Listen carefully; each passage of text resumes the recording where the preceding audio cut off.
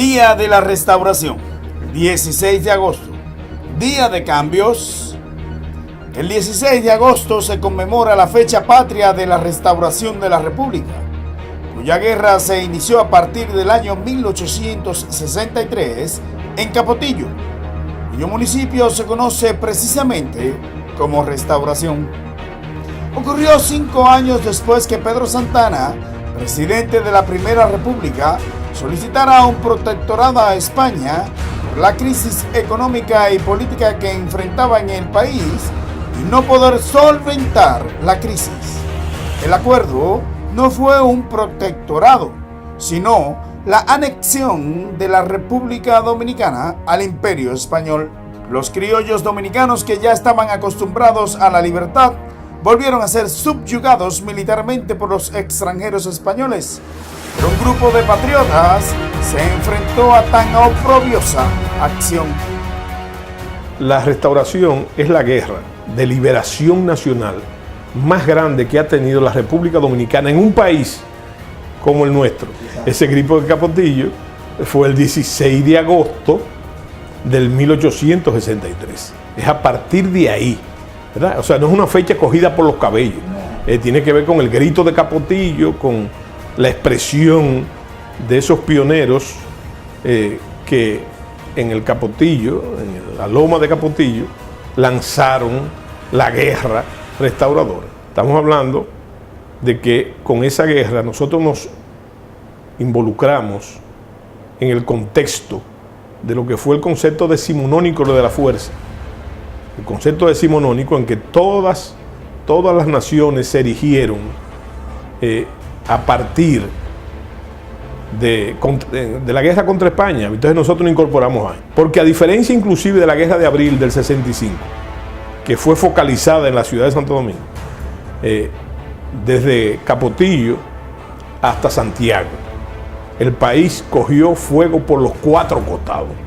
En esa corta diferencia, en ese corto espacio y de tiempo, ¿verdad? Entonces tenemos esa realidad de que no solamente estalló la guerra en la línea noroeste, de Capotillo a Santiago, sino que se incendió todo el Cibao Central, y la guerra entonces se incendió en el sur, y la guerra entonces se incendió en el este, en los mismos albores, en el mismo vecindario, si se le puede llamar vecindario al acto, de la casa de Pedro Santana.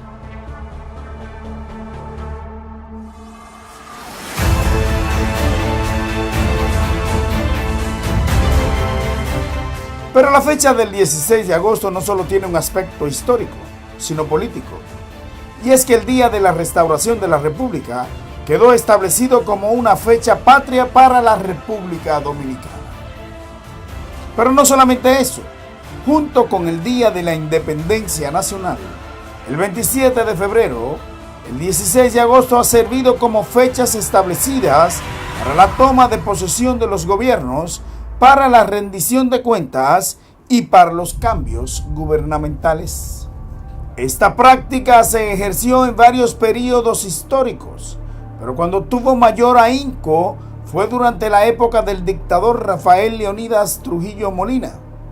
Hay que tomar en cuenta que en el sistema de la gobernabilidad autocrática de Trujillo era proclive a que los funcionarios duraran 6 meses, en algunos casos menos. Trujillo inclusive sorprendía, incluyendo a muchos de sus familiares. El que formalizó esa fecha realmente fue Trujillo, con esos cambios, los 27. Pero como te digo, Trujillo usaba el desconcierto y su sistema en su sistema de gobierno. Entonces los funcionarios duraban muy poco tiempo. Posteriormente al magnicidio de que fue objeto Trujillo Molina, los gobiernos que le sucedieron no respetaron, o por la inestabilidad política en la que se envolvía el país, no le dieron la oportunidad de respetarlo. Hay que consultar qué establece la Constitución del 63 en cuanto a esas 2 fechas.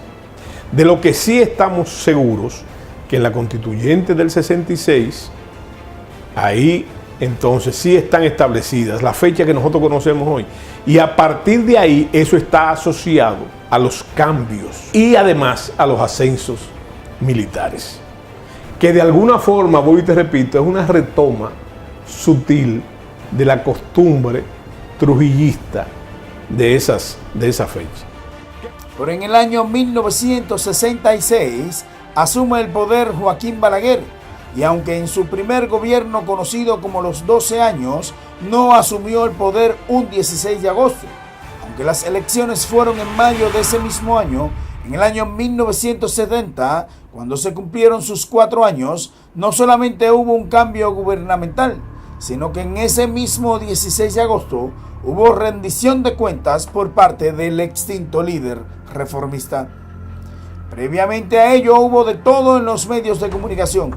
Por ejemplo, espacios pagados de las mismas instituciones estatales como CORDE, la industria del papel, el Consejo Estatal del Azúcar, la Lotería Nacional y hasta el personal de la misma Presidencia de la República, en la que expresaban sus más excelsas palabras para con el reelecto presidente Balaguer.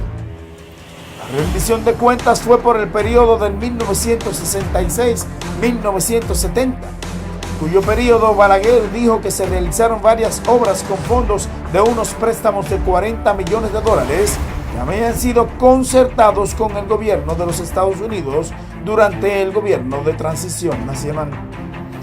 En el año 1970 se iniciaba otro periodo de 4 años. Al iniciar el referido periodo gubernamental, Balaguer anunció la adquisición de predios agrícolas, hizo advertencia a terratenientes del país, sugirió modificar la administración, aunque aclaró que seguiría con el control presupuestario, la austeridad y otros planes gubernamentales. Es inmediatamente después de haber asumido en el cargo que el presidente Balaguer anuncia el ascenso de 380 miembros de las Fuerzas Armadas y del Ejército Nacional. Ese mismo año, Balaguer propone una reforma constitucional. Balaguer solía quitar o sustituir de lo puesto, aunque fuese momentáneamente, al que metía la pata. Pero lo que sí era una costumbre de que en cada asunción del presidente Balaguer, a partir del 66, entonces venían los cambios. Y yo creo que ahí es que se solidifica la costumbre.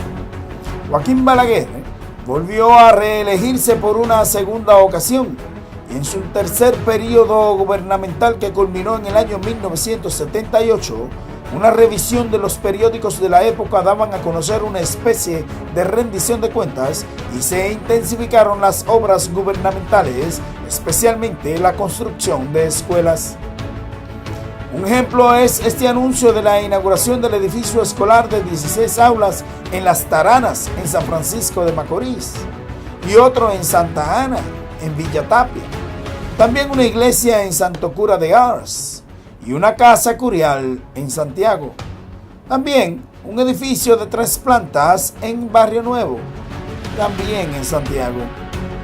Algo extraño es que en ese mismo año 1978, en las postrimerías de su tercer periodo presidencial, en el mismo mes de agosto, cuando asumiría Antonio Guzmán Fernández como nuevo presidente constitucional, Balaguer hacía cambios en el Ejército Nacional.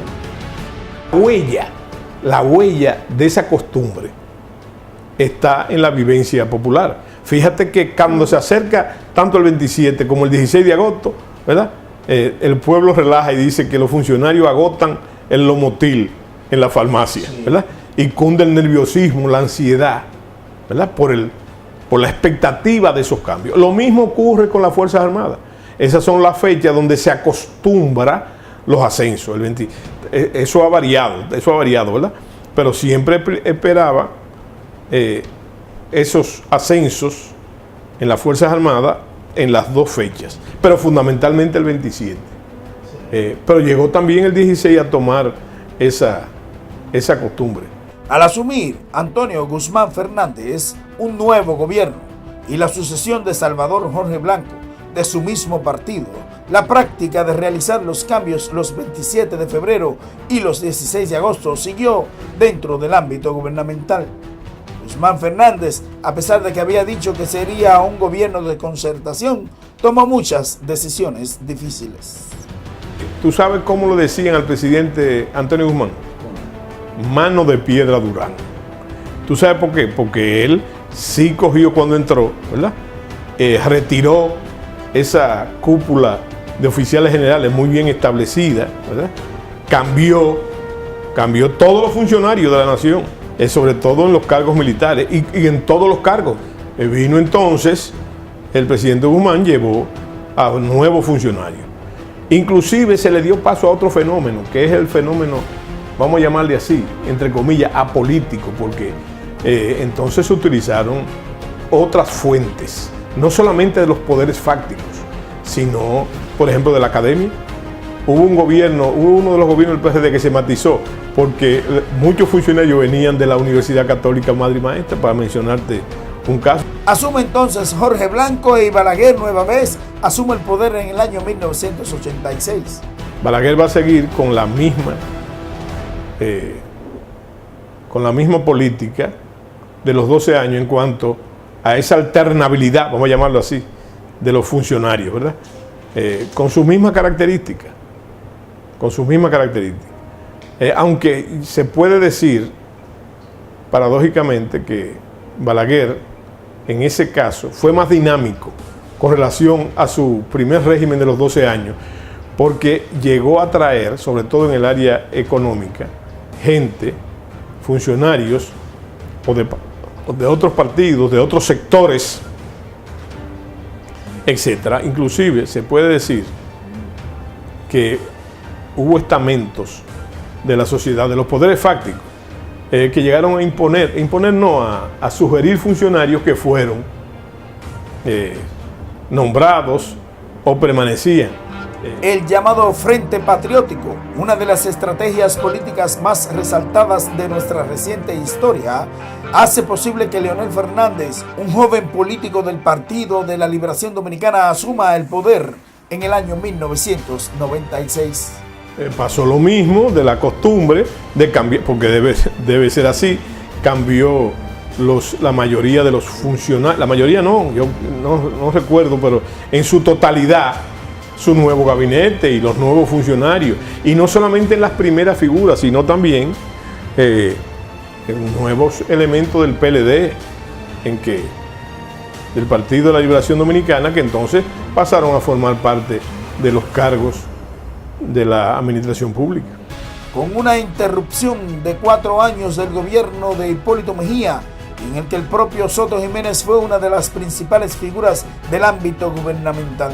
Pasó exactamente lo mismo, aunque el presidente Mejía no era dado a hacer cambios al estilo trujillista o al estilo balaguerista, sino uno de los factores del presidente Mejía era la permanencia de los funcionarios en los cargos de los ministros, ¿verdad? Y entonces sí era pegado el presidente a las mismas fechas que te dije. Leonel Fernández asume por segunda ocasión en el año 2004, hacia el año 2008, y sucesivamente hasta el año 2012, cuando asume la primera magistratura del Estado, Danilo Medina. Los gobiernos del PLD, pero sobre todo el gobierno del presidente Danilo Medina, ¿verdad?, para los ascensos y hasta para los cambios, no se ajusta precisamente a la eventualidad de esa fecha, o siempre lo hace después, exactamente. Es una forma de variar, ¿verdad?, de variar. Y eso debe tener, por eso te digo que hay que consultar la Constitución del 63, tiene que ver con eso.